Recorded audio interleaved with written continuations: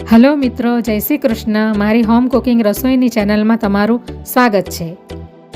આજે હું સુરતનું ફેમસ સ્ટ્રીટ ફૂડ સુરતી ચીઝ પનીર ઘોટાળાની રેસીપી શેર કરવાની છું. આ રેસીપી બનાવવામાં એકદમ સરળ છે અને ઝટપટ તૈયાર થઈ જાય છે અને તેનો સ્વાદ પણ એકદમ લાજવાબ હોય છે. પહેલી વાર જો ચીઝ પનીર ઘોટાળો બનાવતા હોવ તો આ રીતથી જરૂર બનાવજો. તમારી રેસીપી ખૂબ જ ટેસ્ટી અને સુપર બનશે.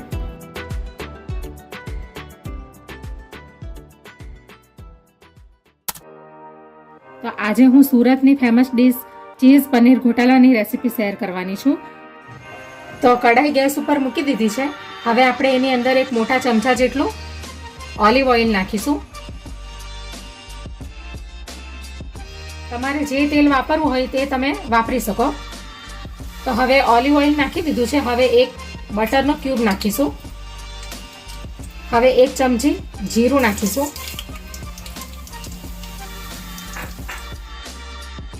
હવે આપણે એની અંદર આ ચોપ કરેલું લસણ નાખીશું.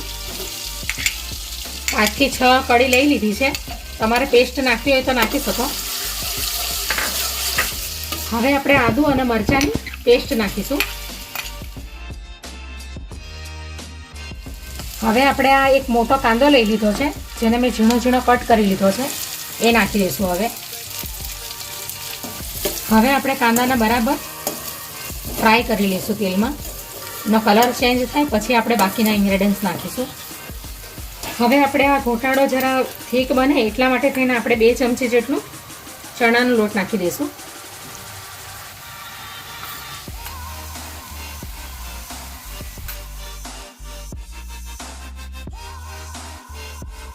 હવે આપણે આ એક મોટું ટામેટું લીધું છે, એને પણ મેં નાનું નાનું કાપી લીધું છે.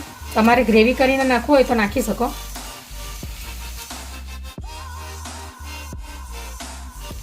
હવે આપણે એની અંદર સ્વાદ અનુસાર મીઠું નાખીશું.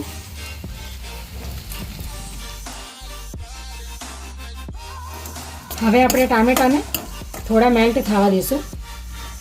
હવે આપણે 2 મિનિટ ઢાંકીને રાખશું, એટલે બરાબર ટામેટા અને કાંદા બરાબર મેલ્ટ થઈ જાય. એટલા માટે આપણે એને 2 મિનિટ ઢાંકીને રાખશું. તો હવે 2 મિનિટ થઈ ગઈ છે. તો હવે આપણે અંદર કેપ્સિકમ નાખી દઈશું. આ અડધું કેપ્સિકમ લીધું છે મેં ચોપ કરીને, એ હવે નાખી દઈશું. કેપ્સિકમને છેલ્લે જ નાખવાનું. હવે આ 1 ચમચી જેટલી કસૂરી મેથી લીધી છે, આપણે હમણાં જ એને નાખી દેવાની. તમારે છેલ્લે નાખવી હોય તો તમે નાખી શકો. હવે આપણે આ મસાલા નાખી દઈશું અંદર. તો 1 ચમચી ધાણા જીરું લીધું છે અને 2 ચમચી કાશ્મીરી લાલ મરચું લીધું છે અને 1 ચમચી ગરમ મસાલો લીધો છે, કિચન કિંગ, અને આ અડધી ચમચી હળદર લીધી છે. તો હવે આપણે એમાં નાખી દઈશું. હવે આપણે મિક્સ કરી લઈશું. આપણે આ પનીર ચીઝ ઘોટાલો રેડ કલરનો બનાવવાનો છે, એટલે એમાં કાશ્મીરી લાલ મરચુંનો ઉપયોગ કરવાનો.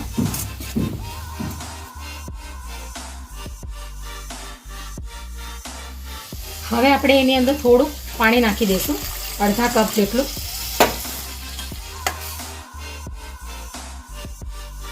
તો હવે આ 400 ગ્રામ જેટલું મેં મલાઈ પનીર લીધું છે, એને મેં હાથથી ક્રશ કરી લીધું છે. હવે એ આપણે નાખી દઈશું અંદર.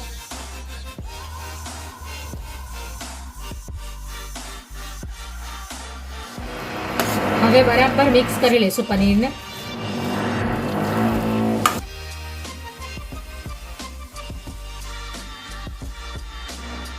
હવે આપણે આની અંદર થોડું પાણી નાખીશું.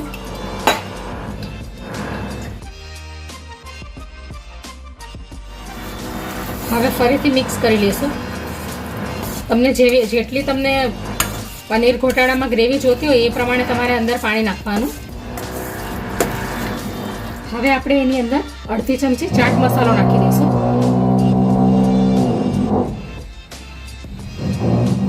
મિક્સ કરી લઈશું.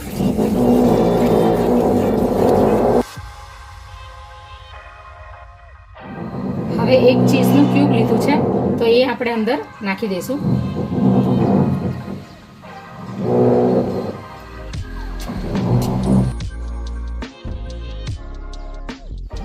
હવે આપણે એની અંદર કોથમીર નાખી દઈશું, લીલા ધાણા નાખી દઈશું. હવે આપણે મિક્સ કરી લઈશું.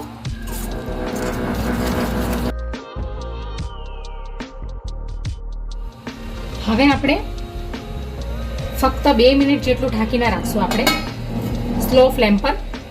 તો હવે 2 મિનિટ થઈ ગઈ છે. તો હવે આપણે ઢાંકણને ખોલી નાખશું. તો તેલ સેપરેટ થઈ ગયું છે. તો હવે ચીઝ પનીર ઘોટાળો રેડી થઈ ગયો છે. હવે આપણે ગેસને બંધ કરી દઈશું.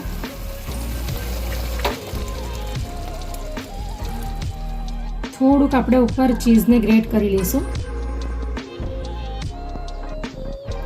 તો હવે પ્લેટમાં સર્વ કરી લઈશું.